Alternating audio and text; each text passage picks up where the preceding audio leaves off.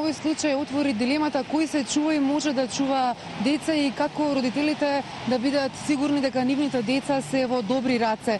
Слушнаме дека од пред 2 години има измени законски со кои дадилките се професионализира и неопходно да имаат лиценци. Од друга страна, многу често родителите за да бидат сигурни ангажираат некој близок, роднина, пријател, соседка или пак по препорака од некој што го познаваат дека претходно добро го чувал нивното дете. Но еве овој случај покажува дека и тоа не може да биде гаранција. На оваа тема во вестите разговарам со Драги Змијанац од првата детска амбасада Мегеши. Господине Змијанац, добре дојдовте во вестите на Канал 5. Кажете ми како понатака да не се повторат вакви случаи? Ова е добар пример на храбри родители кои решија да проговорат за она што им се случувало, за тој очај што го трпеле дома нивното бебе и тие. И само може да биде превентивна мерка дека опомена, аларм до сите родители да внимаваат кому ги остават децата на чување. Но од друга страна, родителите се збунети. Имаме голема листа на чекање на родители чии деца се уште чекаат за вклучување на нивните деца во градинка. Приватните градинки се скапи. Не е доволно активирана формата на негователка со лиценца.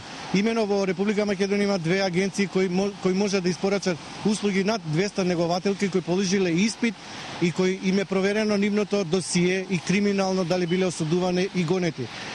Овој начин на згрижување на деца од пријатели и роднини е секогаш ризичен, затоа што и родителите сега целиот товар е на нивна одговорност.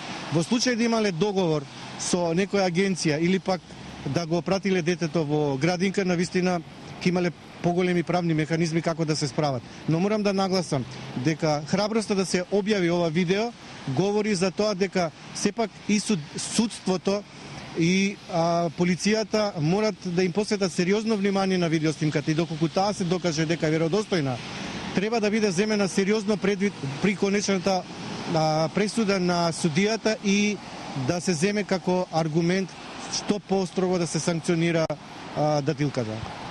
Добро, што ќе им апелирате на сите родители? Верувам дека после овој случај многу од нив ќе бидат несигурни што понатаму каде да ги дадат своите деца. Нашиот апел ќе биде во рамките на системот. Прво, родителите треба да ни помогнат и нам, кои веќе долго време се залагаме да се прошират капацитетите на отварање на градинки во Република Македонија, затоа што 1490 денари за целодневен третман, згрижување, воспитување, чување, образование на децата првите 6 години се најважни, треба навистина се прошират капацитет. Доколку немаат можност, тогаш да побарат од агенциите лиценцирани негователки, кои навистина на професионален и квалитетен начин ќе одговорат. Третата форма е, ако има голем број на работнички пред се во фабрики или во компании, да ги отстапат своите простори, да можат да таму се згрижуваат децата и тоа да биде повторно во рамките на ингеренција на Министерството за труд и социјална политика и да може да се зголеми опфатот наместо 20-24%, најмалку 50% на деца кои се вклучени во воспитно-образовниот претшколски процес.